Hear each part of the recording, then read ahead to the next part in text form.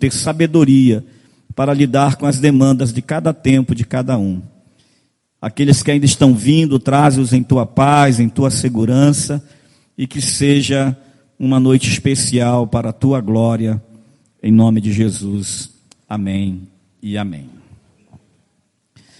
Bom, eu fiquei realmente pensando, eu estava falando para a Joelma, que o que eu tenho menos problema quando eu vou dar uma palestra é de dar a palestra. Porque eu já estou muito acostumado a fazer isso, já há mais de 30 anos eu prego, dou aula, dou palestras. Então, dar a palestra não é difícil para mim. O difícil é o antes da palestra. É quando eu penso, o que é que eu vou fazer? Imagina um oceano de temas, ter que sintetizar para a gente poder facilitar aquele que vai ouvir. Então eu fiquei pensando muito sobre o que fazer. Pensei, não, eu vou falar daquilo que eu mesmo tenho observado com aquelas pessoas que me cercam. Eu conheço a maioria de vocês, eu conheço todos vocês. E a relação de vocês com os filhos. Então eu fiquei pensando,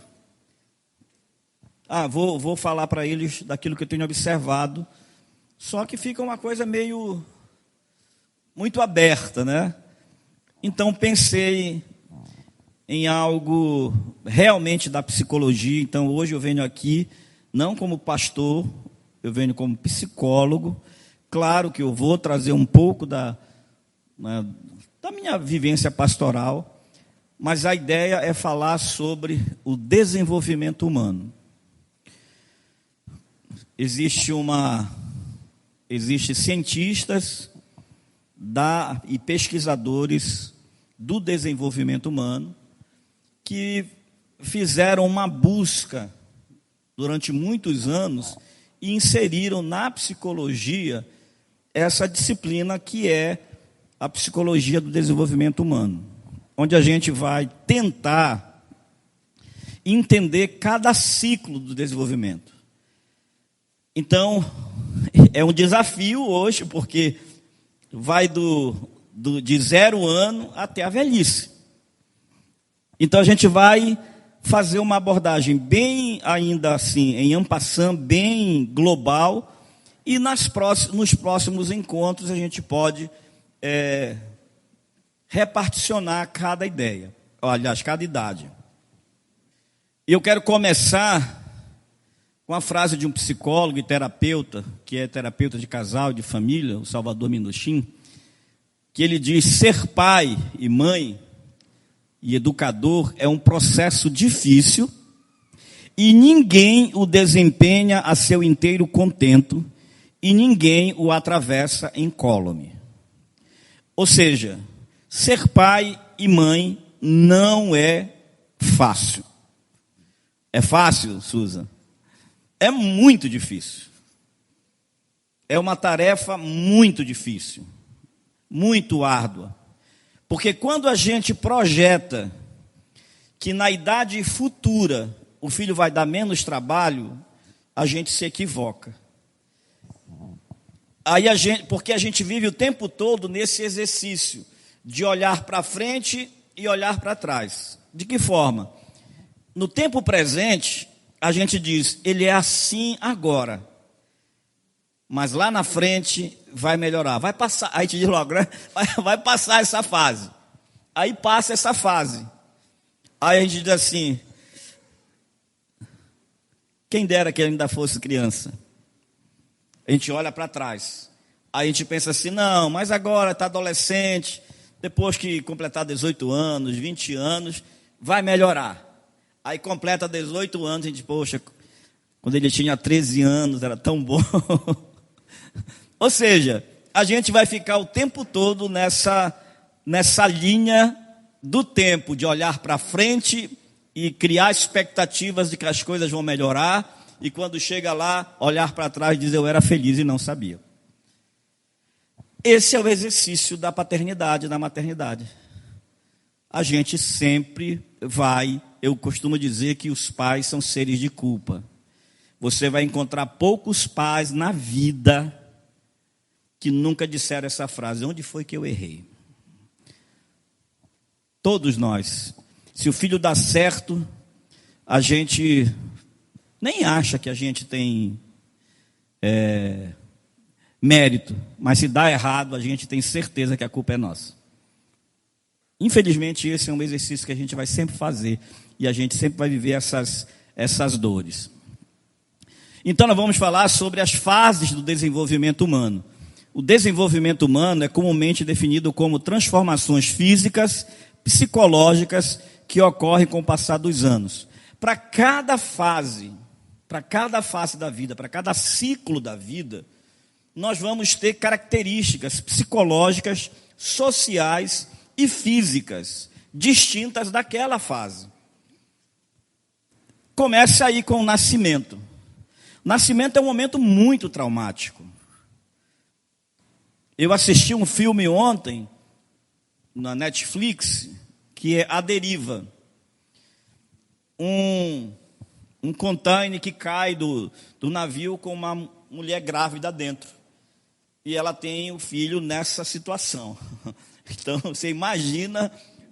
Mas olha só que no filme, e o filme expressa uma realidade, a criança, ao nascer, dá a ela essa... Eu acho que, eu sempre falo que quando nasce uma criança, nasce uma mãe, né? E essa mãe nasce e ela vira... Ela se transforma, né? E foi o nascimento dessa criança que fez ela sobreviver. Mas eu não posso contar o filme. A Deriva é o nome. Bom, o nascimento é o primeiro obstáculo a ser vencido no processo de desenvolvimento. Ora, sair da segurança, da proteção do útero materno e enfrentar os estímulos do mundo externo requer grandes adaptações psicológicas. Eu e a Joelma, nós assistimos a Tita estava lá também, um monólogo, né, do Pedro Cardoso, o Agostinho, até coloquei lá. Assim, um negócio espetacular. Confesso para vocês que a minha sensação é que pagar uma passagem para ir em São Paulo e voltar, só para ter assistido aquilo, eu pagaria. Porque ele fala do ciclo do desenvolvimento humano de uma forma muito louca. Acho que ele fez uma pesquisa, claro, com humor, né, mas muito fantástico. Ou seja, a gente está lá no útero materno, gente, lá não precisa trabalhar, não precisa chorar. A fome não é uma questão para a gente, porque não tem. Não há ameaças. O que há é um lugar de total, de plena proteção e segurança. Aí o recém-nascido vai nascer e vai viver a primeira angústia da sua vida, que é a angústia do desligamento.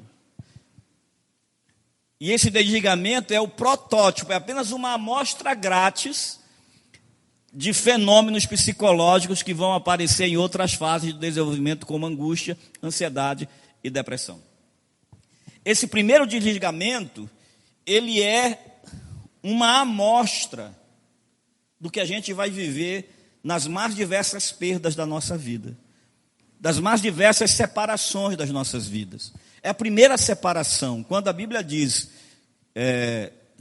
por isso deixará o homem pai e mãe iniciar a sua mulher, os dois serão uma só carne. A gente pensa, que maravilha, vou deixar pai e mãe, só que a gente já vive deixando.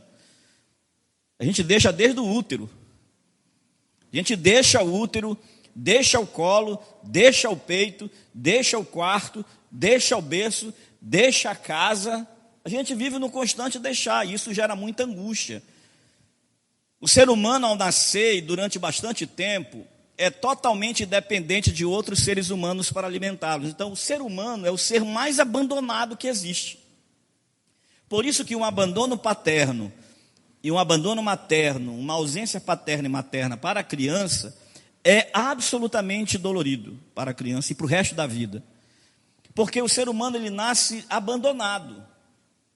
ele nasce desprotegido, ele não pode se alimentar sozinho, ele não pode andar sozinho, ele não sabe nem como pedir nada. Se não tiver um provedor, alguém que esteja disposto a agarrá-lo, colocar no seio e alimentá-lo, ele vai morrer ali. Então isso é muito complicado, porque a gente carrega isso para o resto da vida. Esse ser humano que recebe essa criança é que tem a responsabilidade de limpá-lo. Por que é tão impactante para a gente, é tão doloroso, é tão difícil a gente, especialmente para o homem, ele se vê numa situação que ele precise que a mulher dê banho nele, que ele precise usar fralda, que ele precise ser cuidado. Por que é tão difícil? Porque a gente volta para essa fase do abandono, onde a gente precisa, onde a gente não tem potência de vida. A nossa potência está nas mãos daquele que nos cuida. Por isso, quando a gente envelhece, no envelhecimento, é a coisa que a gente mais tem medo.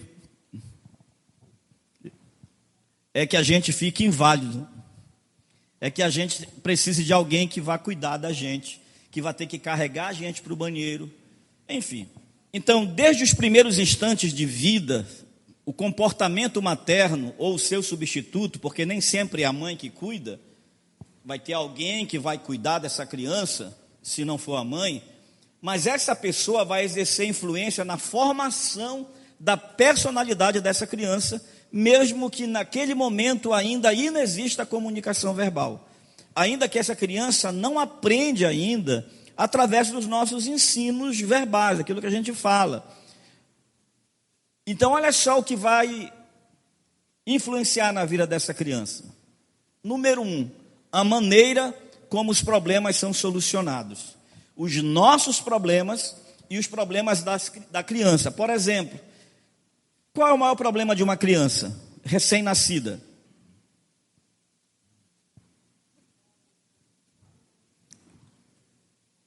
É a fome, gente. Se não tiver quem dê comida para ela, ela vai morrer.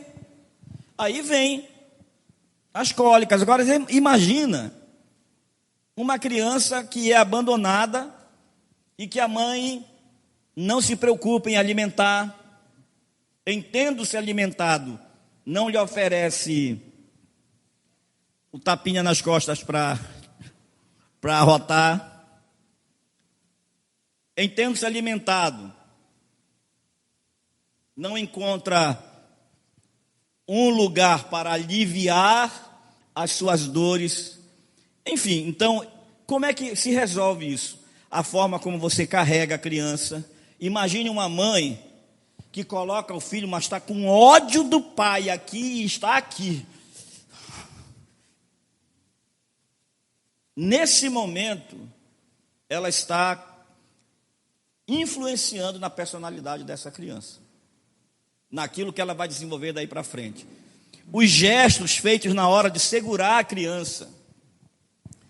Se essa criança é pega com raiva, se chega o pai, né? Mãe está em casa, já descabelada, cuidando da criança, já pegou várias vezes, já colocou de volta, a criança chorou, ela foi e pegou de novo. Aí quando o pai chega, coloca assim, olha, toma que o filho é teu. Esses impactos, nesse momento, eles são maiores do que se a pessoa dizer para essa criança, você é muito feinha, minha filha, você nem podia ser mais bonitinha. Isso não vai fazer muito impacto na vida dela. Mas a forma como você carrega, como você alimenta, os sentimentos que você demonstra em relação a ela, vão provocar respostas de prazer ou desprazer, que poderá trazer efeitos duradouros na concepção de realidade. Ou seja, é nesse momento que a criança vai lidar com essa gangorra constante de prazer e desprazer. Por exemplo, a dor de barriga é um prazer ou um desprazer? É um desprazer. Mas aliviar é um prazer ou um desprazer? Você está apertado. Você está no carro, no ônibus. O Afonso começa a mexer tudo por aqui, né? Você começa a sentir dor de barriga. Isso é desprazer.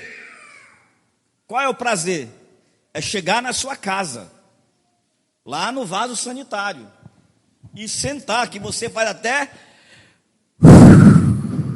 graça. Irmãos, a gente diz graças a Deus que eu cheguei.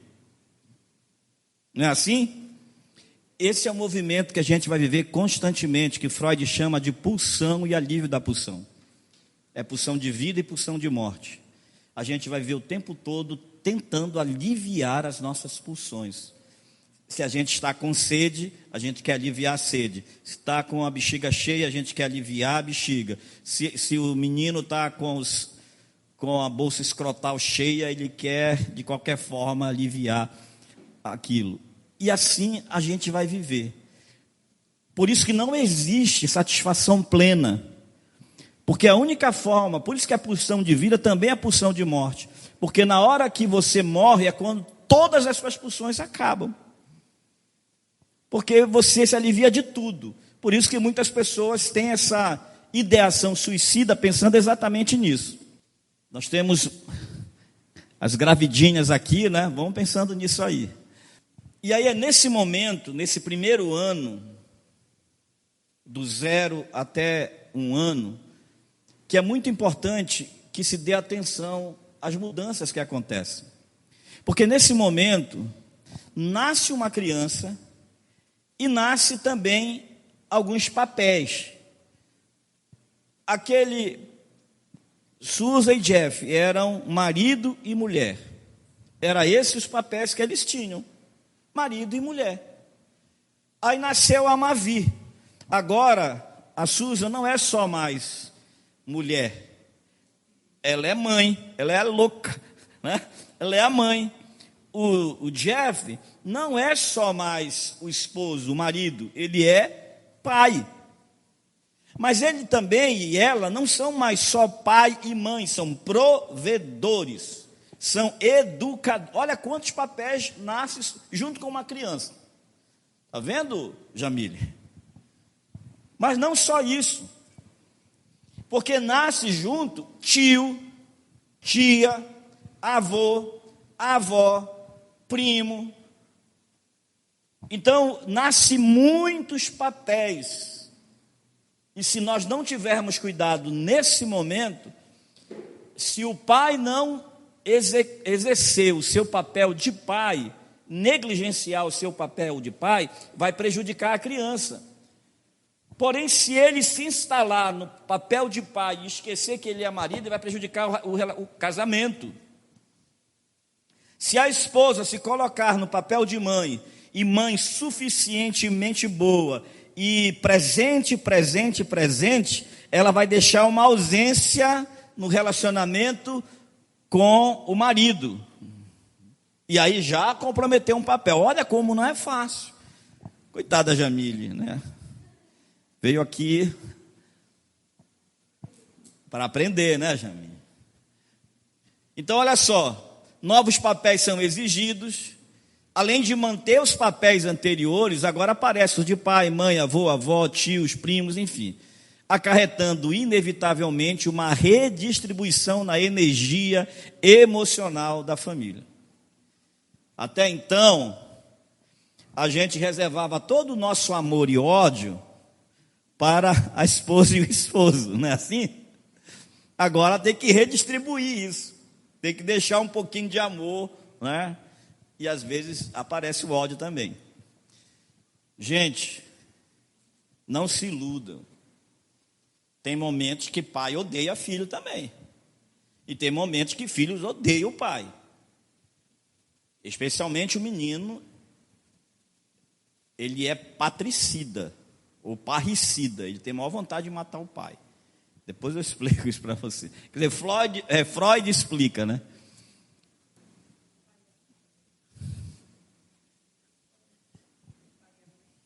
Não, geralmente o menino quer matar o pai. para ficar com a mãe.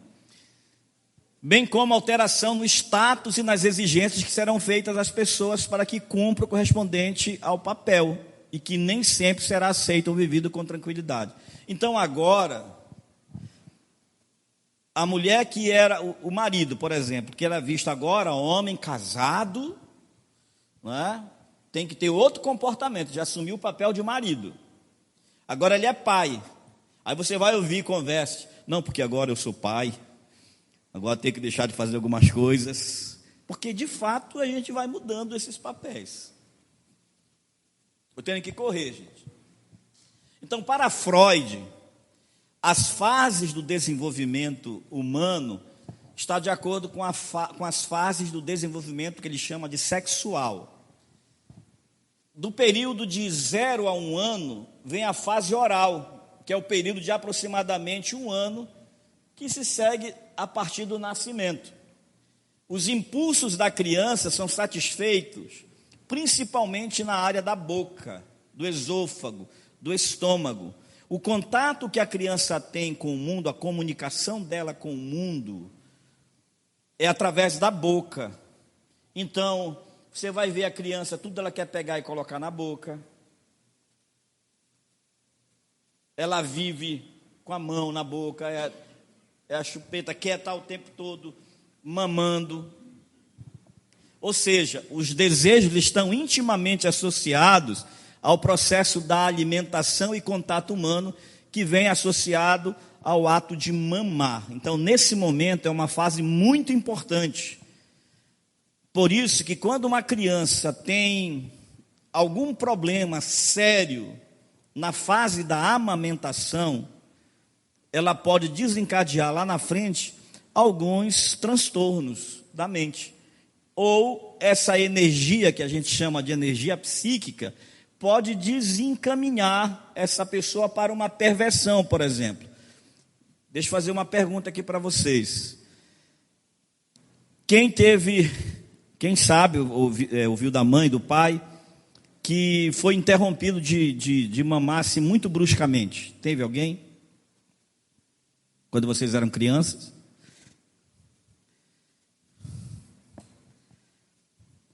Nessa fase, por exemplo, se é a fase oral, a fase do contato da boca, e a mãe está ali muito presente, uma figura muito importante, e essa criança não pôde ser amamentada, ela pode ter uma energia psíquica que vai se desenrolar lá na frente, por exemplo, numa perversão. Que perversão? Drogadição,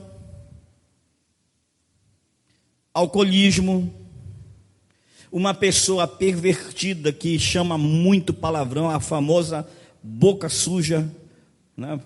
Boca de privada, boca porca, né? Fofoqueiro. Você vê um fofoqueiro andando por aí, saiba, se tem problema na amamentação.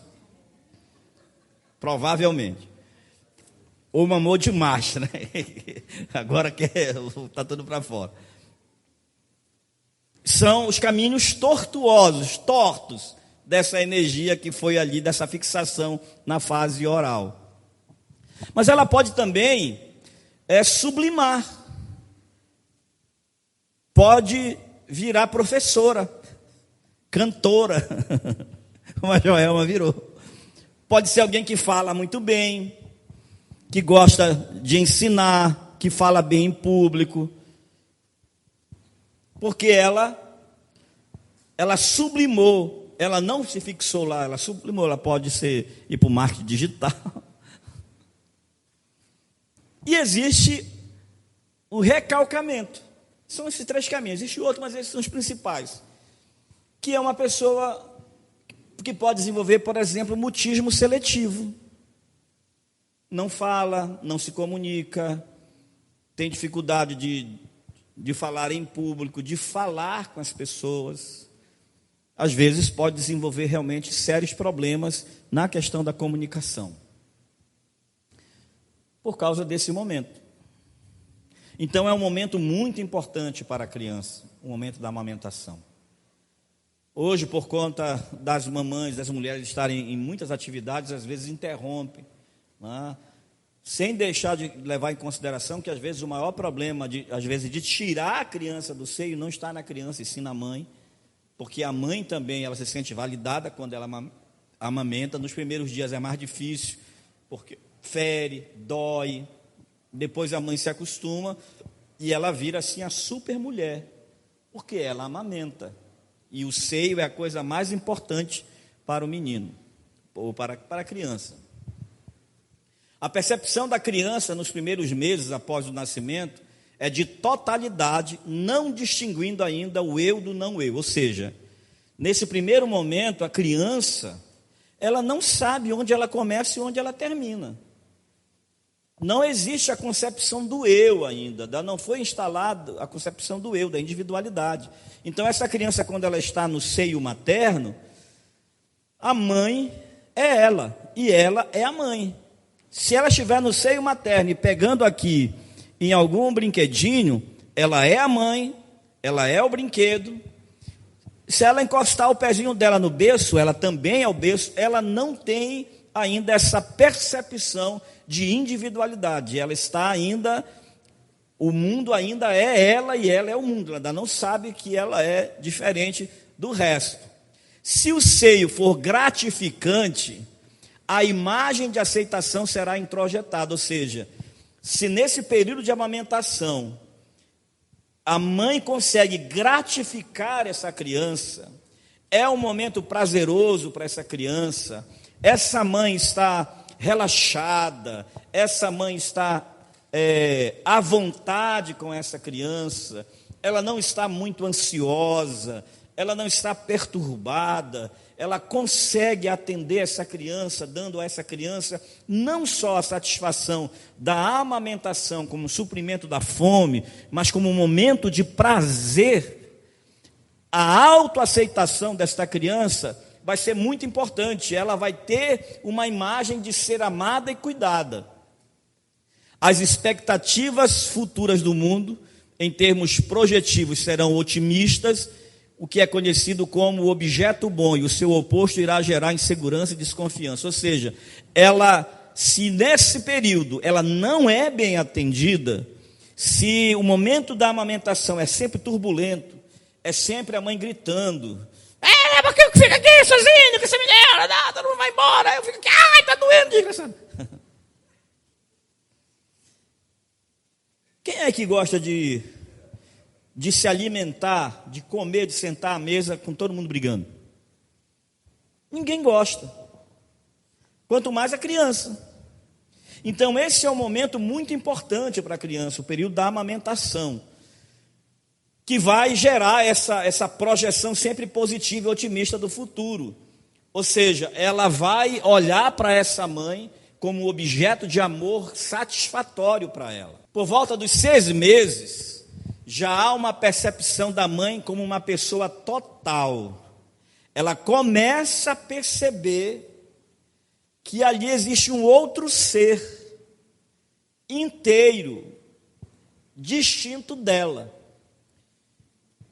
Integrada, aí ela vai integrar esse ser que ela vê em seus aspectos bons e maus. E a relação da criança com a mãe é mais realista, aprendendo a controlar sua ansiedade e seus impulsos frente às demandas do meio, preparando-se para enfrentar os novos desafios da fase seguinte de seu desenvolvimento. Ou seja, ela consegue enxergar essa mãe, ela consegue enxergar que existem ameaças no seu entorno, mas que a presença da mãe lhe garante segurança, lhe garante proteção, e gera nela então uma certa tranquilidade nessa transição, porque se há um rompimento nesse momento, em que a mãe sendo vista agora como integral, como alguém à parte dela, e essa mãe desaparece do contato, e ela some, e ela entrega para a babá, para outras pessoas, isso causa uma instabilidade, uma sensação de insegurança muito terrível para a criança. Um outro teórico do desenvolvimento, que vai mais longe do que Freud, é Erik Erikson, porque ele vai até a idade adulta, até a velhice. E ele coloca que a primeira coisa que se aprende na vida é receber. E a criança recebe não só com a boca, mas com os sentidos, com os olhos, com os ouvidos e com o tato. E aí, nesse momento, ele sempre faz essa dualidade. Irá desenvolver a confiança, a desconfiança. E isso é que ajuda a criança a lidar e a se preparar para lidar com as frustrações. Então, ela confia e desconfia, porque ela começa a se preparar para lidar com as situações de ameaças da vida. É importante salientar que, de acordo com Erickson, desconfiança na dose certa é importante, pois desenvolve a prontidão frente ao perigo. Então, por exemplo, a criança desconfia se a mãe vai mesmo suprir ela quando ela estiver com fome. Aí o que é que ela faz? Ela chora. Porque se ela não desconfiasse disso, ela precisava chorar. Então ela chora, e ela chora por várias razões. Uma, pelo incômodo. Então, quando a criança tem fome, ela chora. E nesse momento que ela chora, que a mãe não vem, quer dizer, nesse momento não, um pouco antes aí dessa fase, que ela chora e a mãe não vem, ela alucina. Existe uma alucinação na criança. Que alucinação é essa? Uma alucinação olfativa, tátil, sinestésica. Como assim, pastor? Ela alucina porque é assim. Quando ela sentia a dor, que é a fome, o que é que aparecia diante dela? Um peito cheio de leite, acompanhada de uma mãe, porque para ela o mais importante não é a mãe, é o peito, né? Então aparece um peito cercado de uma mãe, que tem uma voz, que tem um cheiro, que tem uma textura, que tem uma temperatura, que é o momento da amamentação. Quando essa criança sente fome e a mãe não vem, ela alucina tudo isso, porque aparece na cabeça dela a mãe, o peito, o cheiro, o toque, aparece tudo, só aqui, porque ela não sabe distinguir o que é real e o que é imaginário. Todas as vezes que ela sentiu a dor, a mãe aparece, e a mãe não apareceu dessa vez. Ela alucinou. Aí sabe o que acontece? Ela entra em crise, porque ela continua sentindo a dor, mesmo ela achando que a mãe está lá, que o cheiro da mãe está lá, que o peito está lá, mas não está, é só alucinação. Vocês estão entendendo? Estão conseguindo entender o que eu estou falando? Porque é só aqui. Aí a mãe demora um pouquinho. Demora um pouco e a criança vai sofrendo. E aí a criança começa a desconfiar, será se vem ou não vem? Será se isso é real, né? Claro que não com essa elaboração aqui que eu estou falando, com esse discurso. Aí a mãe se aproxima, depois de um tempo, e aí supre a necessidade. Nesse momento a mãe está ensinando um processo para a criança. Como lidar com a frustração. Ou seja, nem sempre quando eu chorar, o peito vai aparecer, gente. Tem horas que você chora, grita, sofre, pena, e o peito não aparece. Eu não estou falando de criança, não, estou falando de nós adultos. Por que existem pessoas que quando vão ao restaurante, se o garçom demorar um pouquinho, ele já fica com raiva, já quer fazer escândalo?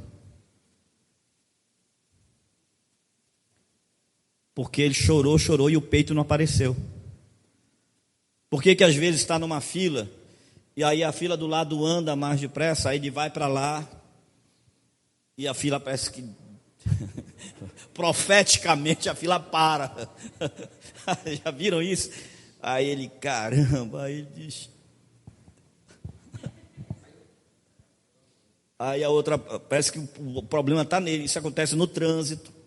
O cara está aqui na esquerda, né? Aí a esquerda trava. Aí o cara olha assim, vem um espaço, todos os carros aqui passam, aí ele chega lá, o que acontece? A da esquerda anda e a da direita para. Tem um desenho do ursinho que faz isso, né? Um memezinho.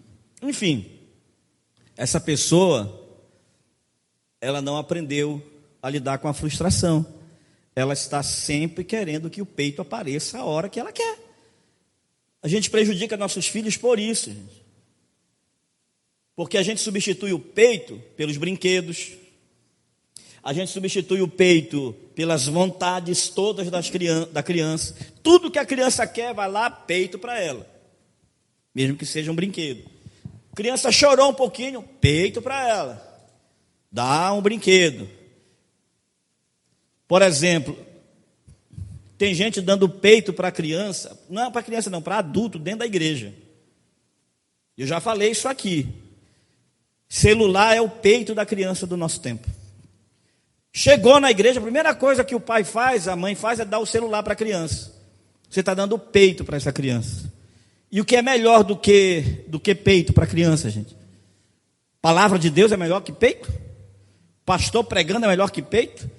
Pessoas cantando é melhor que peito? Não é, não. Para a criança não é. O melhor é o peito, gente. E nesse caso o peito é o celular. Chegou na igreja, não dê peito para a criança. A não ser peito de verdade, para a criança recém-nascida, tá? Estou falando, tem hora que eu vou... Isso aqui é peito metaforicamente falando, né? Cadê a Ádia? Está dando peito para a criança. Cadê ela? Aí, nesse caso, tem que dar, né? É outra história. Estou falando...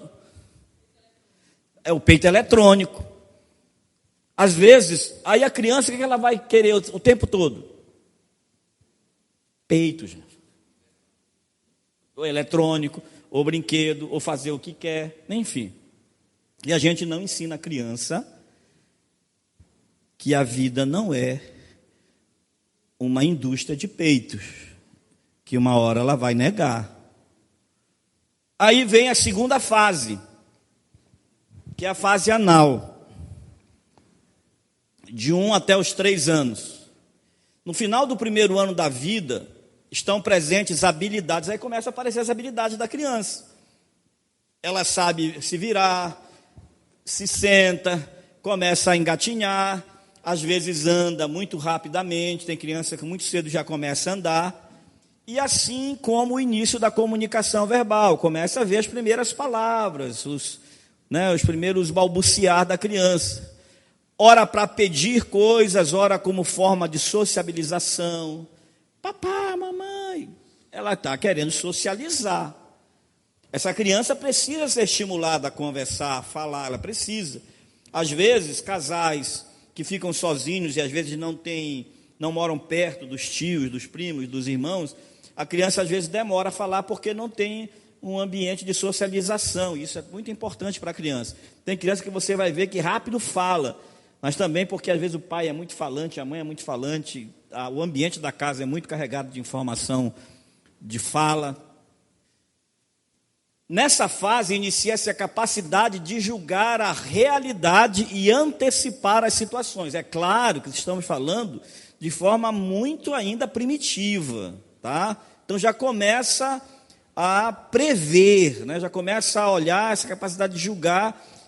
Por exemplo, se a mãe está lá na cozinha, mexendo no fogão, o que é que ele está imaginando? Mamãe está fazendo o meu gagal, né?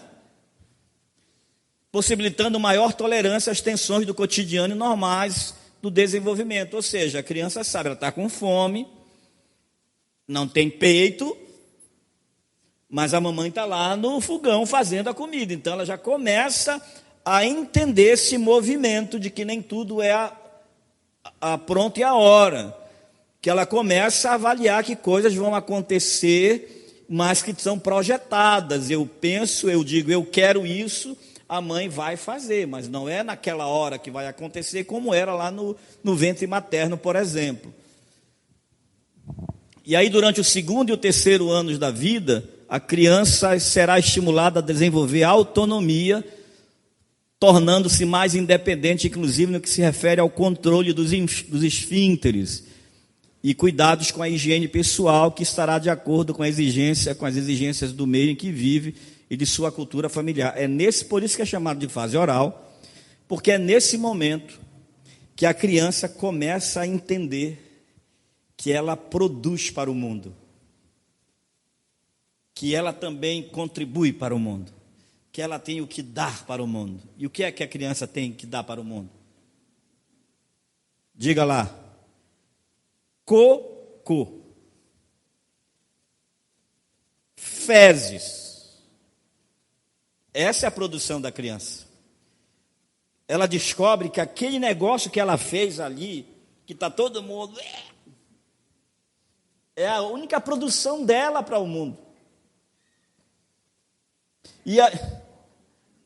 Né, Rebeca?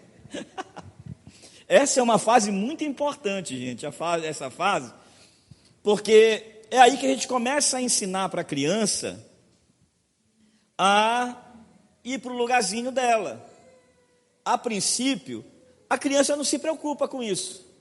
A criança não fica esperando você colocar a fralda para ela dar o jato de felicidade em você. Ela espera.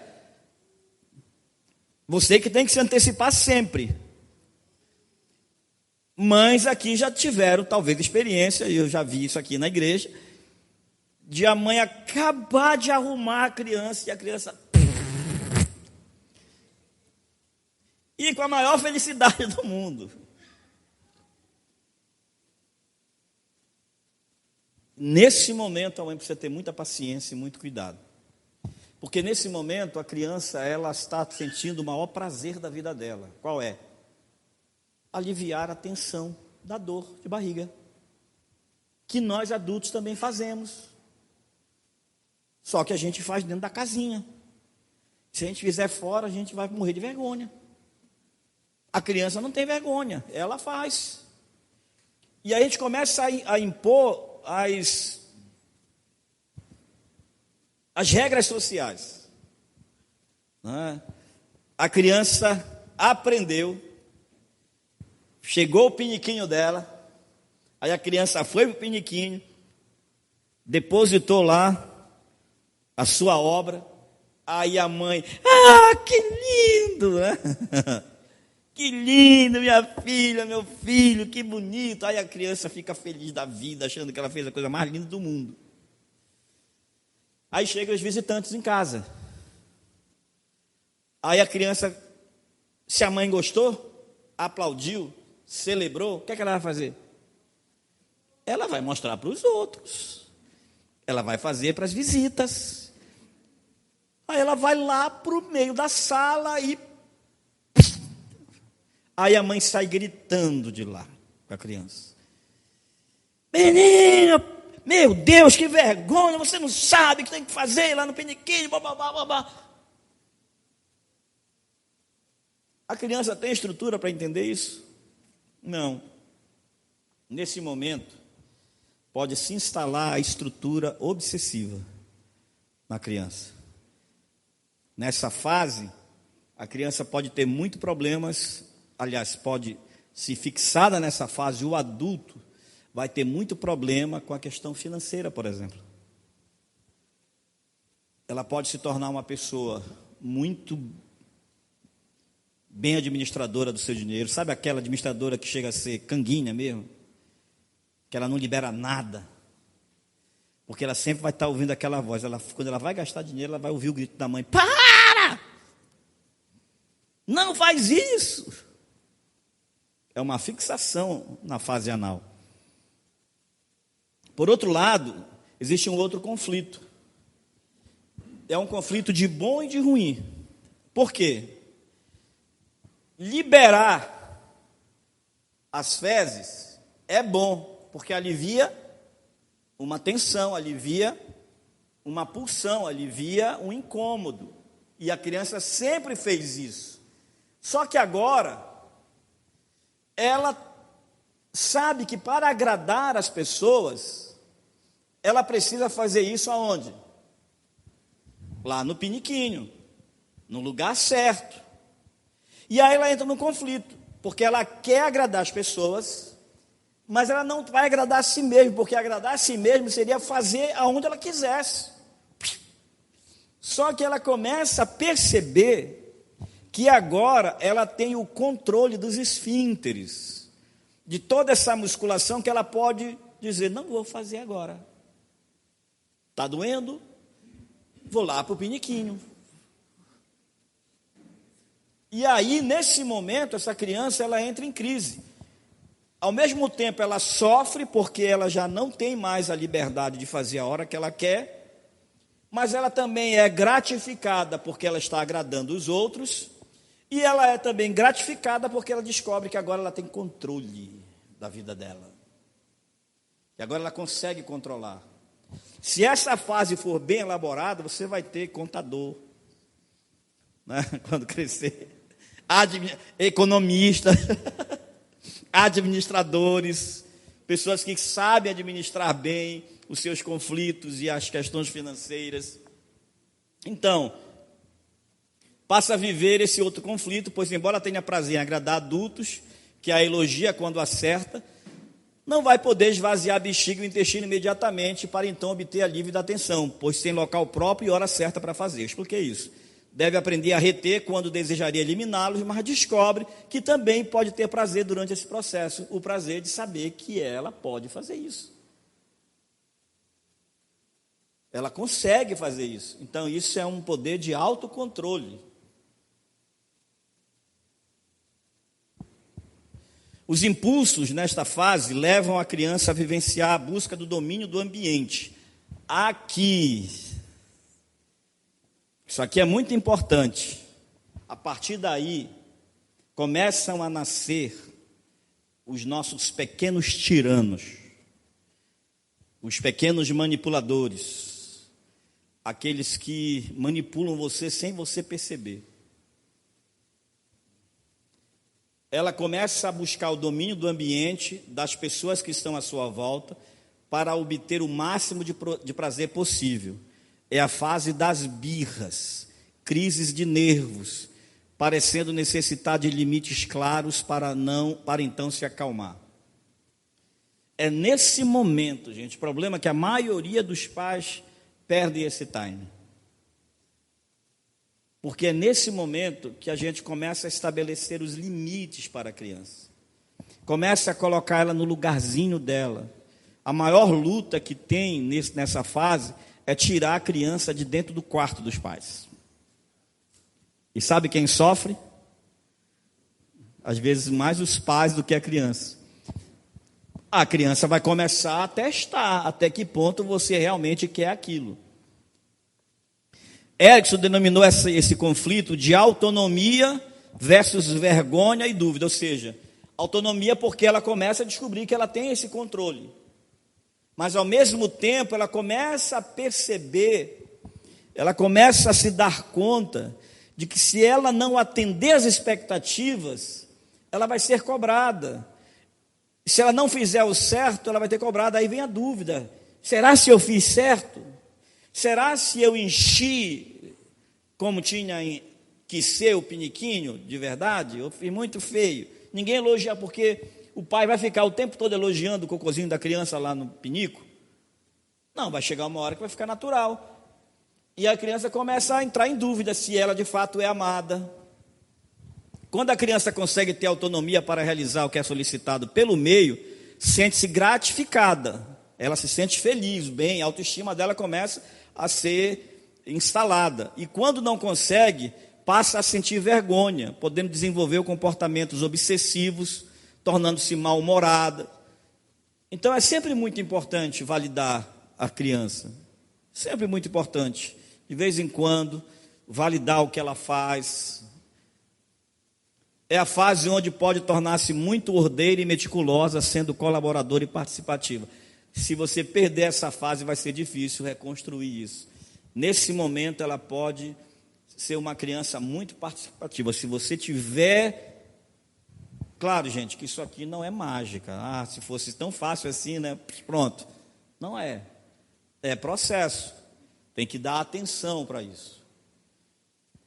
Aí vem a fase fálica. Tá, de 1 a 3 anos, quem tem filho nessa idade?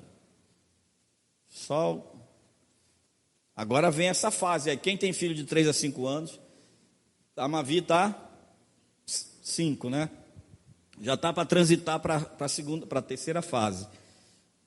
A Maria falou 5 também, né? Acho que o pessoal que está aqui com os filhos já de mais de 10 anos já estão ansiosos. O período que vai dos 3 aos 5, 6 anos é a fase fálica. Você entende o que seria fálico? Por que fálica? Por que fálico? Você entende o que significa? Quem não sabe do que se trata? Fálico diz respeito às genitálias. Falo é o pênis. Então, a fase fálica é a fase que a criança começa a se dar conta que ela tem zonas específicas nela. O período que vai dessa fase aí, a criança já tem maior consciência de si mesma, percebendo com maior clareza o mundo que a rodeia. Ela já sabe quem manda ali, ela já começa a ser mais esperta, ela sabe quem cede mais rápido, ela sai chorando, correndo para o papai, se o papai é mais firme, ela corre para a mamãe. Se o papai e a mamãe são mais firmes, ela corre para quem? Para a vovó, e a vovó estraga tudo. Interessando-se pelo ambiente e indagando sobre o significado e as causas dos fatos.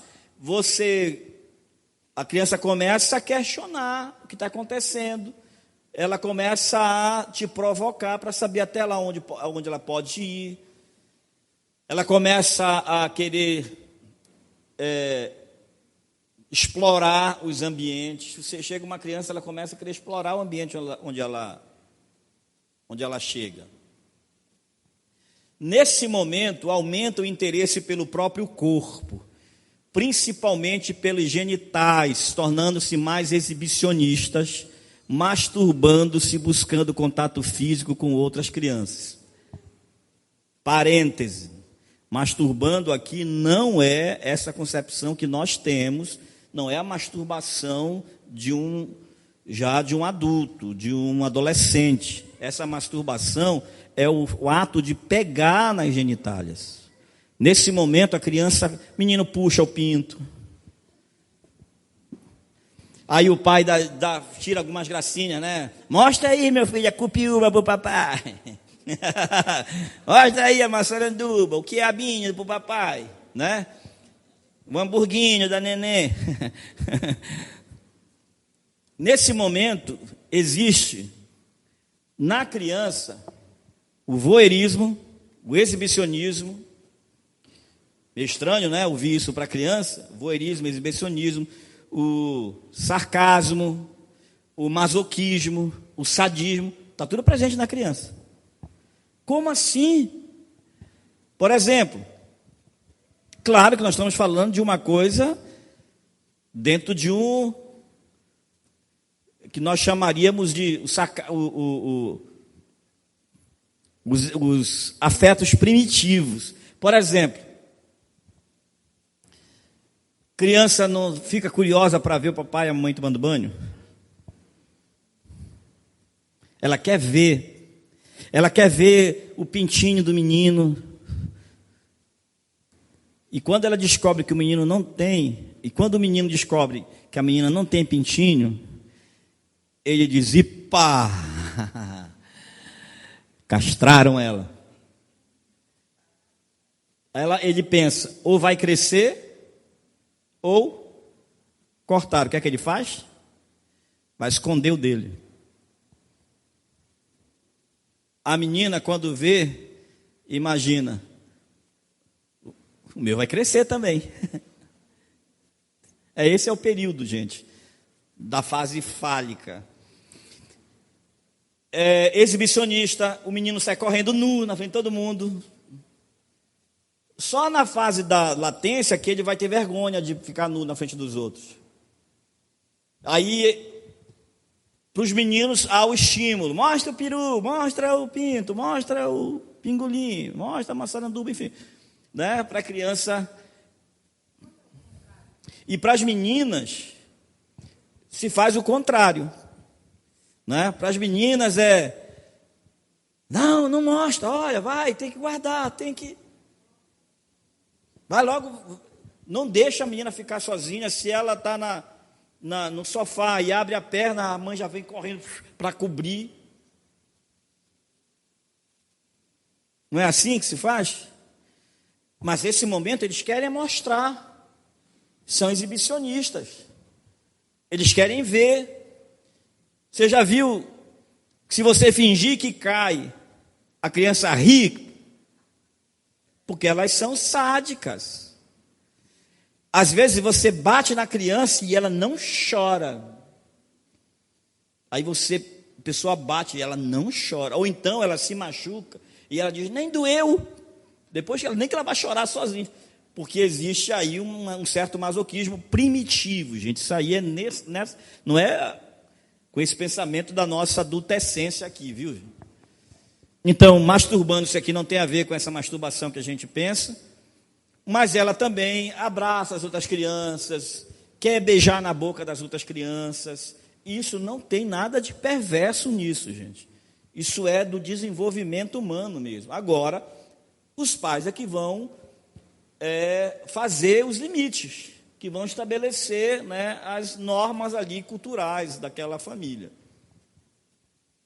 Aparece nessa fase o fenômeno conhecido, que vocês já devem ter ouvido, que é o complexo de Édipo, e o conflito da ambivalência entre o amor e o ódio, pois o seu objeto de amor também é a figura disciplinadora que coloca limites e restrições, e o objeto odiado é provedor que lhe dará segurança e proteção. Então, por exemplo, a mãe, suficientemente boa, era que dava o peito, levava para a cama, e essa mãe começa a dizer, não pode. Aí ela, como assim? O amor da minha vida está me negando agora? Não tem mais peito. Gente, vocês não têm noção do quanto isso é importante para a criança. A criança precisa aprender a ouvir não. Só tem um detalhe. Criança é tirana. Criança é manipuladora. Ela vai insistir.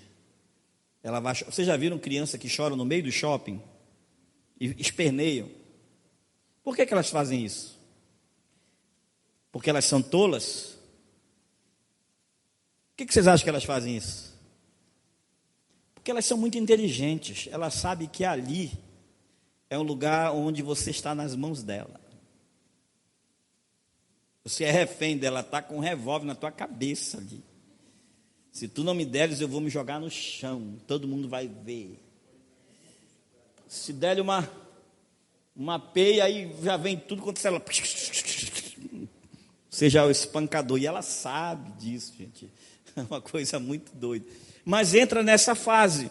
O complexo de Édipo é quando é o primeiro amor do filho, né? A mãe.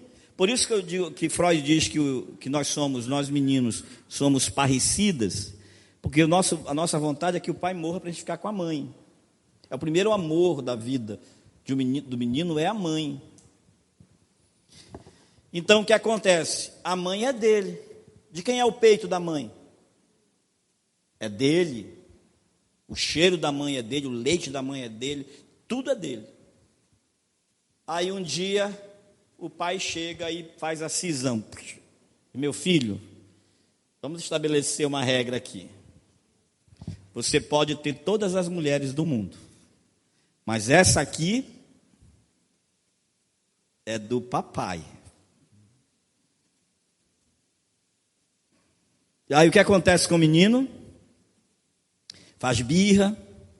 Aí depois ele, inteligentemente, começa a se associar ao pai. O que é que ele quer fazer? Usar a camisa do pai. Ele vai lá no banheiro, pega o barbeador do pai, para fingir que está fazendo a barba, o perfume do pai, o sapato do pai. Ele quer ser o pai. Por quê?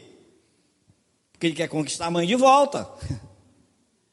Acontece o inverso no complexo de Electra, que é a filha com o pai. Pode ver, gente. Quem das mulheres aqui tem irmãos, homens? Alguma vez você não sentiu que a sua mãe gosta mais do seu irmão do que de você?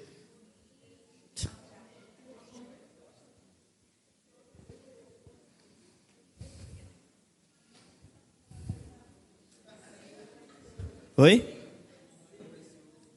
É o mais velho, é o primeiro. Porque o menino, ele não é o filho da mãe, ele é o falo da mãe. É a realização fálica da mãe, da mulher, é o filho.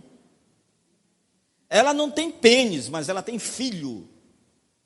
Então o filho é o pênis dela.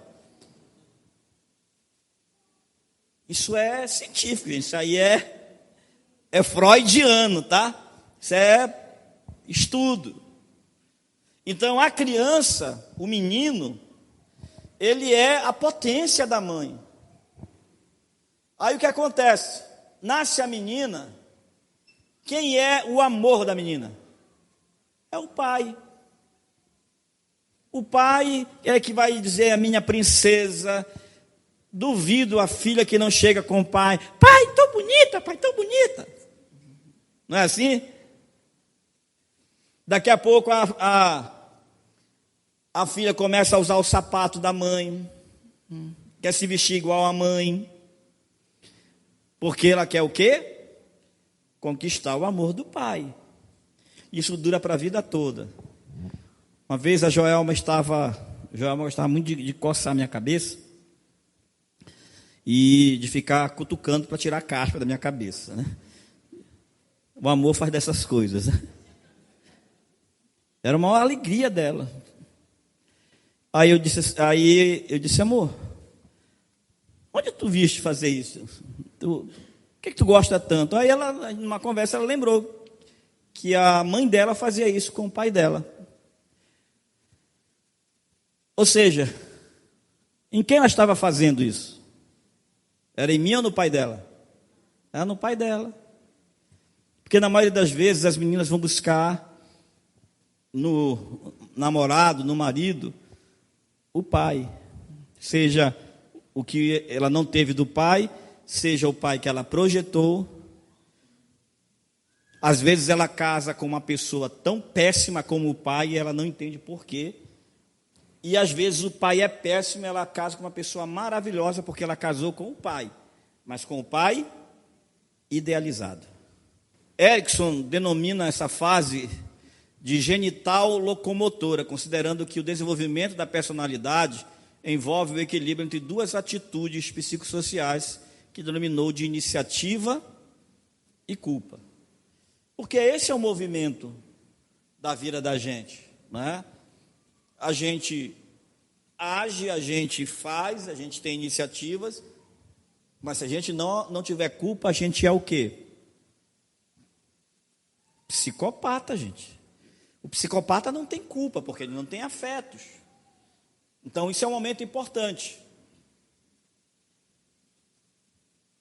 A conduta social básica que pode manifestar-se nessa fase é a de tentar sempre tirar vantagem. Aí que entra a vilanice. Quanto mais, 5 anos, ela está assim no auge da vilanice, viu, gente? Cuidado. É a fase de tentar sempre tirar vantagens, bem como um ataque frontal às pessoas que tentam colocar limites, tendo prazer na competição e na conquista, insistência em alcançar uma meta e, embora demonstre segurança e tenha atitude resoluta, pode carregar traços de inferioridade. Nessa fase, a criança enfrenta o pai e a mãe.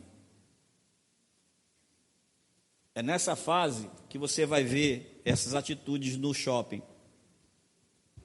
Não vou! A tirania da criança está aí, porque mesmo que ela se comporte, você tem que dar um prazo. Não vai.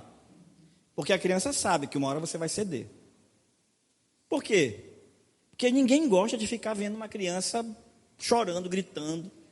Não é? Quem que gosta disso? E elas sabem disso. Então não diga que você não, por exemplo, não diga que você vai tirar o tablet dela se você não for tirar. Porque se você disser que vai tirar e você não tirar, você já perdeu a moral completamente. E nessa questão, não se percebe. Pode ser que crianças passem por essas fases sem apresentar isso. Tem muito a ver com a personalidade dos pais, de como a casa funciona. Não é algo que vai ser assim com todas as crianças. Cada família tem. Então, essas coisas vão aparecer, mas elas vão se configurar de acordo com a estrutura familiar, com aquilo que a família está. Tem crianças, beleza, tranquila, né? Que a gente diz assim, oh Jesus, graças a Deus. Por outro lado, esses são conflitos muito importantes para a criança, porque a vida dela vai ser o tempo todo isso, ter que negociar. Porque se ela não passa por essas fases também, o que pode acontecer? Lá no trabalho, quando ela for violada nos seus direitos, o que é que ela vai fazer? Ela vai aceitar tudo. Ela vai viver o tempo todo sendo violada nos seus direitos, porque ela não se posicionou. A gente só precisa aprender a orientar essa energia da criança. Porque se a gente não orientar essa energia, a criança pode crescer fixada nessa fase, que é a fase fálica, e aí vem os distúrbios dessa fase, da fixação nessa fase. A baixa tolerância à frustração ou o ensimesmamento. De modo que a criança ela vai crescer uma adulta que não aceita desafios, ensimesmada, que não consegue acreditar nas suas potencialidades, porque ela não teve esses enfrentamentos na vida. A vida vai ser para ela um grande ego que vai dizer sempre não, não, não, e ela vai admitir. A criança precisa aprender a ouvir não, mas precisa aprender a dizer não também. Por outro lado, nessa fase a criança torna-se amigável, colaboradora, amorosa, sendo capaz de proporcionar bem-estar às outras pessoas, uma vez que é capaz de ter empatia, podendo se colocar no lugar do outro. Então é muito importante que em alguns momentos se converse com a criança. Tipo, você sabia que quando você faz isso, você deixa o papai muito triste? Você sabia que quando você age dessa forma, sua mãe fica muito triste? Tanto é, gente, que a partir desta fase aí, o que acontece nessa fase é preponderante para o que vai acontecer nas demais fases da vida, nos demais ciclos da vida. Aí vem essa outra fase que é da latência. De 5 aos 10 anos, a criança utiliza a sua energia psíquica para o fortalecimento do ego, do eu. Preste bem atenção numa coisa, a fase de latência é a fase que a criança, claro, que há mudanças por conta também da nossa cultura, também por conta da erotização, né, de tudo, da internet, mas essa é uma fase que a criança ela já não está mais muito ligada à genital. Ela não está mais interessada nisso. Ela, pelo contrário, ela começa a se esconder. Ela não quer mais que ninguém veja ela pelada. Ela quer estar sempre bem vestida. Dizer para uma criança de 7, 8 anos, olha a namoradinha, ele fica morrendo de raiva. Que namorada, nada. Não é? Porque é a fase da latência. Ele não está pensando nisso nesse momento. Aí há a estruturação do ego, da identidade, o qual se tornará melhor equipado para lidar com os impulsos que virão nos próximos anos e para adaptar-se ao novo ambiente, porque agora vai chegar aquela fase em que a criança com 3, 4, 5 anos é engraçado tudo que faz, aí chega com 8, 9 anos, vai querer fazer tudo igual quando fazia quando tinha 4 anos, 5 anos. Ainda tem graça? Não vai ter mais graça.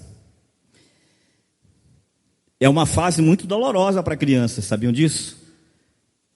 Você vai ver muitas crianças, quando uma criança de 8, 9 anos recebe em casa uma outra criança, o pai tem um filho, os pais têm um filho novo, ele infantiliza. quer ser igual criança de novo. Por quê? Porque agora ele não tem mais graça. Antigamente, se ele caísse, era engraçado. Agora, se ele cai, ninguém acha graça, aí ele fica com vergonha. Então, aí, nesse momento, ele começa a se voltar para o mundo externo, escola, jogos, amizades e outras atividades fora do ambiente familiar, passando a buscar novos ídolos e heróis fora de casa. Agora, começa a substituir o ídolo pai, o ídolo mãe, por aquele influenciador, aquele YouTube preferido, e aí que entra o perigo, aí que a gente precisa ter muita atenção. Infelizmente, irmãos,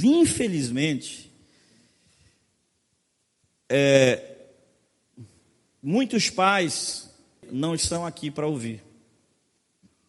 E é muito, muito difícil a gente ver pessoas que precisam ouvir essas coisas e não estão aqui. Porque sabe o que vai acontecer? Depois de um tempo, quando já perderem o controle e a potência sobre os filhos, vão dizer: poxa, me ajude, agora não dá mais. Como é que ajuda agora? Esse é o momento. Eu tenho observado, eu sou um leitor de pessoas, e eu sou um pai desta casa, então eu estou vendo o que acontece. Estou vendo crianças que estão nascendo, estou vendo crianças que estão transitando da infância para a pré-adolescência, estou vendo pré-adolescentes que estão transitando para a adolescência, estou vendo adolescentes que estão adultecendo, eu estou vendo. Não estou dizendo com isso que eu tenho todo o conhecimento do mundo, porque não, eu também sou pai, também cometi milhões de erros com meus filhos. Porque eu não tive também ninguém para me ajudar. E hoje a igreja tem alguém que pode te orientar, que pode te ajudar, para que você possa de alguma forma desenvolver seus filhos. Então nessa fase, aparecem os ícones, os ídolos, que às vezes têm mais razão do que o pai, do que a mãe. Antes, esse menino e essa menina queriam andar igual o papai e a mamãe. Agora eles querem andar como? Igual os seus ídolos. Se ocorreram turbulências, olha só, nas fases anteriores, poderá ser uma criança irritada, agressiva, exibicionista, com excessiva curiosidade sexual, apresentando mau aproveitamento escolar, podendo ter pavores noturnos, enurese ou dificuldades alimentares. Quando você vir meninos de 5 a 10 anos, que mijam ainda na cama de noite, preste atenção. Tem alguma coisa acontecendo. Não é só uma questão de: ah, não, é assim mesmo, depois passa. Preguiça de levantar. Bebeu muita água, né? Ficou muito tempo no sol. Vou ter que correr, gente. Nesse período da vida, sua autoestima já não depende exclusivamente da aprovação externa, tendo a própria crítica ao proceder de forma certa ou errada. Ele já começa a ter essa avaliação de que ele está fazendo certo ou está fazendo errado. E você vê também que os meninos e as meninas começam a querer se arrumarem. Já não querem mais deixar a mamãe e o papai escolher a roupa, porque já não é tão importante a opinião dos pais para eles. Não é isso? Não é, Alessandro? Tá vendo? A sensação de acerto provoca sentimento de segurança. Então, quando ela acerta, que ela é reforçada, ela se sente mais segura e começa a se preparar para a próxima fase. Ao contrário, a sensação de erro traz culpa e remorso. É muito comum que as crianças dessa idade pensem na morte dos pais. É muito comum. Que tem medo que o pai morra, que a mãe morra. E às vezes, sabe por quê? Porque às vezes ele ficou com raiva do pai. Porque o pai disse não, ou ficou com raiva da mãe, e a mãe disse não, e ele desejou a morte da mãe e do pai. Desejou assim, desejo infantil. Tomara que não queria ter pai, não queria ter mãe. E se o pai adoece, ele fica achando que foi porque ele falou aquilo, ou ela falou aquilo. Então isso é um momento bem sofrido. É um momento que a criança mais pensa nessa questão da morte do pai e da mãe. Isso traz muita culpa para elas. Segundo Freud, aparece neste momento o superego herdado do complexo de Édipo. Nós já explicamos, não foi para todos vocês, qual é esse movimento que Freud fala. Id, ego e superego. São os princípios. O id é movido pelo princípio do prazer. Ou seja, o id é aquela parte de nós que quer meter o louco, não é?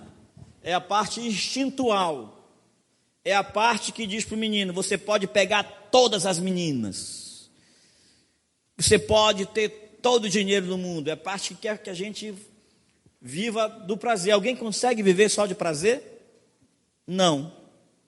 Aí aparece o superego. Superego é que vai para o outro lado e diz, não, você não pode fazer nada.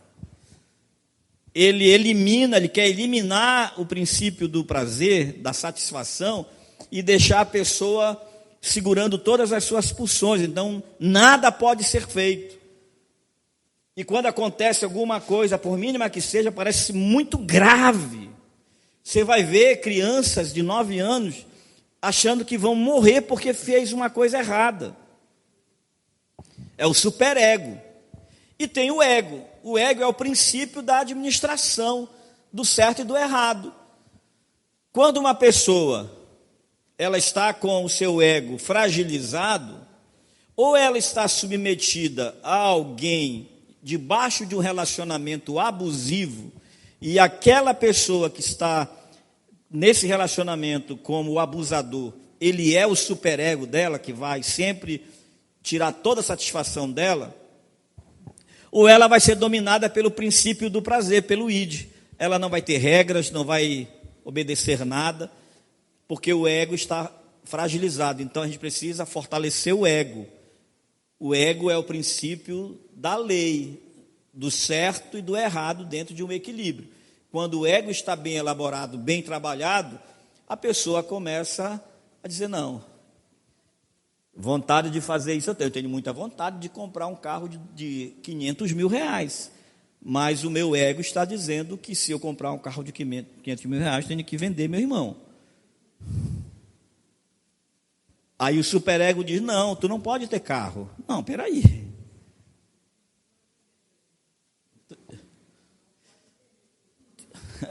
O princípio do prazer diz, vende o teu irmão. O princípio do desprazer diz, não, você não pode vender seu irmão, nem você pode ter carro.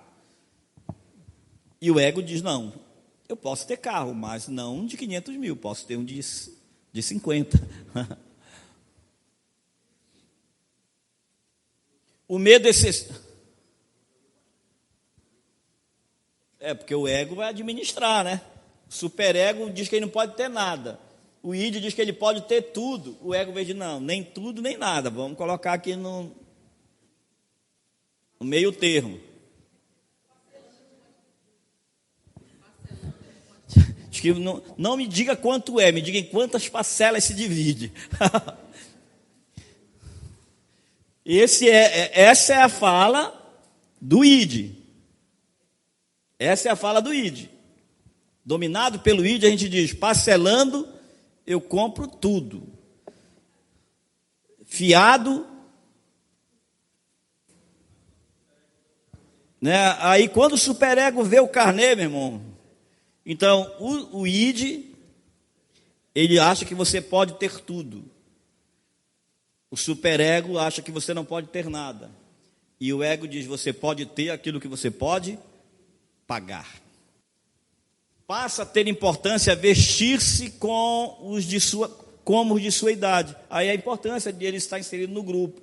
Ele quer se vestir igual aos coleguinhas, O conhecimento intelectual, os valores sociais, os bens materiais, bem como toda a imagem da perfeição que construiu para si mesmo. O ego procura manter essa imagem, evitando o sofrimento vindo dos sentimentos de inferioridade e da diminuição da autoestima, que aparecerão sempre que os ideais forem frustrados.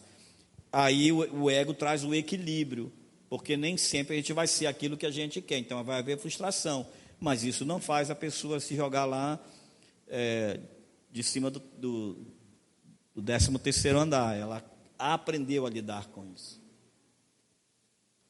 Estabelecendo aqui relações interpessoais fora da família, começa a empreender a difícil tarefa de ajustar-se às outras pessoas e manejar seus impulsos para conseguir viver socialmente.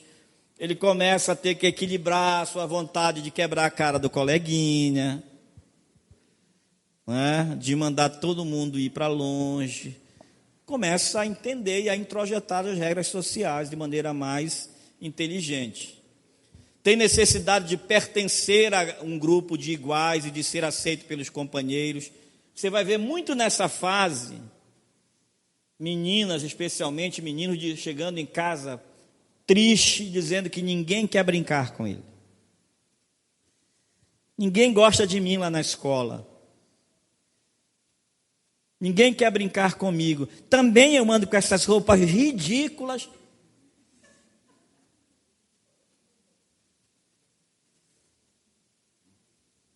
Esse é um momento muito importante para a socialização.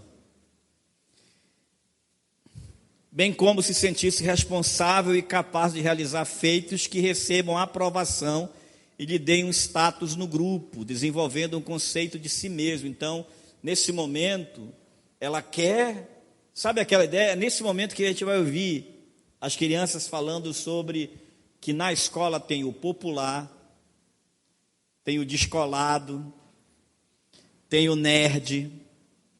É nesse momento. Aí você pergunta, e você quem é? Ah, eu sou a popular. Todo mundo gosta de mim. Eu sou, inclusive, a chefe de turma. Meninos e meninas formam grupos separados, excluem-se mutuamente. Não é uma fase boa de brincar com a menina, com o menino dizendo assim, olha a namoradinha, porque fica com raiva. Buscando jogos diferentes, eles começam a dizer, não, menina não brinca disso, não, pode sair daqui, vai embora. Menina vem, deixa eu brincar bola com vocês. Não, menino não brinca disso, só homem.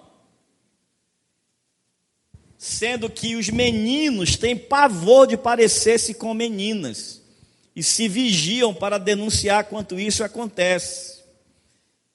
Se chegar um menino com uma camiseta rosa e os outros colegas dizerem, olha, roupa de menina, né? Ele vai voltar para casa odiando a mãe e nunca mais vai querer vestir aquela roupinha. Identificam-se com profissões, é nessa fase que toda meninazinha quer ser professora ou médica, né, veterinária, que todo menino quer ser bombeiro, engenheiro, piloto de avião, jogador de futebol, bombeiro. Erickson descreve esta fase como construtividade versus inferioridade. Nesse momento há essa ambiguidade na criança. O sentimento de inferioridade pode nascer apenas de uma pequena palavra que alguém fala para ela, utilizando-se de suas potencialidades e capacidades. Na inferioridade, por não receber estímulo do meio, considera-se incapaz em relação aos outros, sentindo-se à margem de seu grupo. Se uma criança, se um professor expõe uma criança nessa fase, lá na escola, essa criança pode crescer, desenvolver uma patologia, uma psicopatologia, não do psicopata, mas um transtorno na mente, que vai sempre levá-la a ter autoestima lá para baixo, a ficar ansiosa na hora de apresentar um trabalho, a ter problemas com autoridades, com relações interpessoais, por causa de uma pessoa que falou uma coisa para ela lá naquele dia, lá naquela escola, lá naquela sala, no meio das outras crianças. Porque esse é um momento muito crucial, muito, muito crucial para a criança.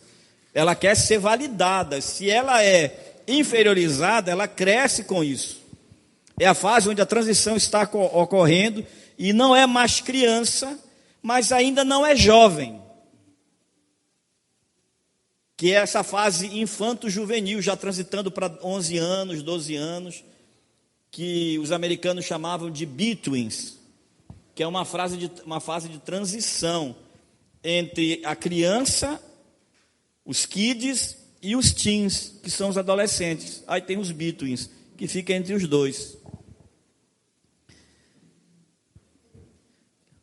Nesse momento, elas desejam, em alguns momentos, permanecer no estado de despreocupação, liberdade, aventura, e outros de total inércia.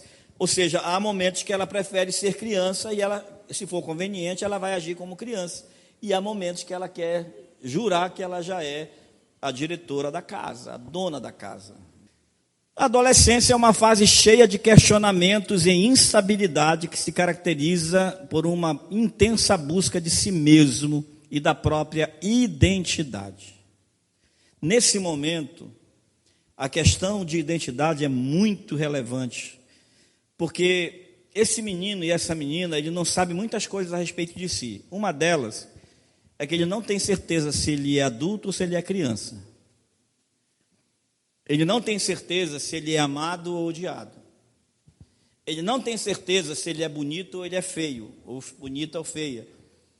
Porque a questão de imagem é muito presente. Por exemplo, é o momento que, com relação ao desenvolvimento fisiológico, há o estirão, os periféricos aumentam, os braços estão longos, as pernas estão longas, e o cérebro ainda não consegue capturar e comandar essa aeronave.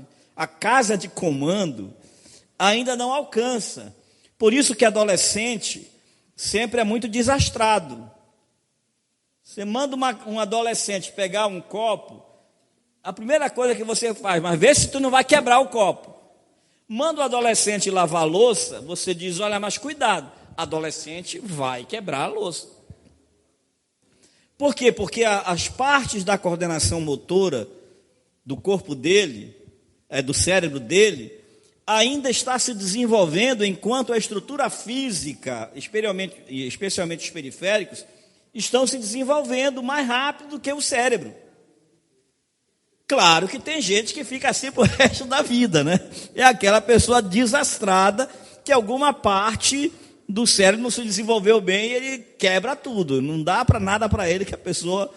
Existe um delay de comunicação, né? Entre o projeto, o planejamento e a execução. Nessa fase, todos os padrões estabelecidos são questionados, bem como criticadas todas as escolhas da vida feita pelos pais, buscando assim a liberdade e autoafirmação. A primeira coisa, o primeiro conflito que surge aqui é o questionamento sobre as escolhas do pai e da mãe. É um momento de muita dificuldade, porque a religião do pai é questionada, o pai da mãe é questionada. Esse é um momento maravilhoso para fazer evangelismo, porque adolescentes nessa época estão questionando a religião dos pais. Então é o melhor momento para fazer evangelismo, mas também é o melhor momento para tirar os nossos adolescentes da igreja. Porque lá na escola vai aparecer outras ideologias, outras ideias a respeito de Deus. E esse adolescente vai querer mostrar para o pai, para a mãe e para os colegas que ele também sabe pensar. Que ele tem autonomia. Ele vai criticar escolhas paternas, maternas. Ele vai achar a cor da casa dele ridícula, horrível. O modo como o pai dele vestia ele vai achar horrível. Volto a dizer, gente, isso aí não é uma coisa que está assim, carimbado e vai ser todo mundo porque ninguém é robô. Cada pessoa vai enfrentar a adolescência de uma forma. Eles são desajeitados, lembra que eu falei? A voz vibrante, desafinada e alta. Nesse momento há muda a vocal, né? O menino começa a falar grosso e fino, né? As meninas também passam pela muda vocal, bem como a transformação do cabelo. Você só pode dizer que seu cabelo vai ser daquele jeito depois que passa essa fase, assim como a voz. Assim como a voz, o cabelo também muda, sabiam disso? Passamos pela muda vocal e passamos pela muda capilar também. Às vezes não, tem gente que passa pela muda vocal e ninguém percebe. Tem gente que passa pela muda capilar e ninguém percebe. Às vezes não acontece, mas o cabelo definitivo que você vai ter, depois da adolescência e antes da chapinha, é esse. Não tem jeito. Tá? Só para vocês terem noção, quando eu era menino de 8, 9, 10 anos, até 11 anos, o meu cabelo, sem exagero nenhum, deixa eu ver se tem alguém com cabelo, acho que aqui não tem ninguém com cabelo igual. Eu acho que o meu neto,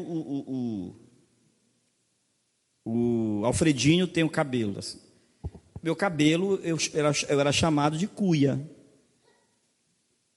de cabeleira, porque meu cabelo era muito liso, muito liso. Era daquele tipo que se coloca uma cuia e cortava assim, igual cabelo de índio mesmo. Depois mudou. Era assim também o teu? Aí depois mudou, aí ficou mais crespo. Aí depois mudou de novo, porque apareceu a escova. Depois mudou porque apareceu a Joelma na minha vida. Mas a partir daí é que o cabelo se define. Você vai ver meninas com cabelo desse tamanho, não senta de jeito nenhum, não senta. Meu Deus, semana fazer tudo. Aí depois o cabelo. Claro que também hoje em dia tem os recursos, né? O humor fica extremamente lábil, com crises de raiva, choro e risos alternados e exagerados, além da insatisfação constante e oposição a tudo o que o adulto sugere. Eles ficam, parece velhos, chatos, choram, esperneiam, reclamam, estão alegres uma hora, outra depois estão com raiva. Eles querem, depois você jura que você está fazendo a melhor coisa da vida para ele, porque ele sempre gostou daquilo, ou ela sempre gostou daquilo. Aí você faz, ele odeia. Mas como? Eu não gosto, isso é quando eu era criança. Então, essa labilidade de humor é muito comum no adolescente. Quando ele chora, parece que ele vai morrer. Dramático, o adolescente é dramático, gente. Erickson, desculpa, aponta como sendo a fase da identidade versus confusão de papéis. Isso aqui é muito comum no adolescente. Porque ele está em processo de construção da identidade, mas ele ainda não sabe ainda qual é o seu papel no mundo. Uma vez que há um grande desejo de ser valorizado por possuir ou realizar algo que seja só seu, algo inédito, que lhe traga um destaque no grupo, porém o medo de não ser capaz está sempre presente. Adolescente é muito inseguro. Ele estuda, ele sabe tudo, mas na hora que ele vai fazer a prova, ele sempre vai com muita insegurança. Eu vou parar por aqui. Eu tive que dar uma acelerada, que essa fase da adolescência ela é muito importante, e a gente pode trabalhar só essa fase. Inclusive, a gente pode pensar em ter um momento em que a gente fale só com os pais dos adolescentes, e lá na sala esteja alguém falando com os adolescentes, e depois a gente junta todo mundo e faz uma salada para ver quem sai vivo da história. Certo? Gente, é isso. Eu tive que correr, muito obrigado e foi muito bom.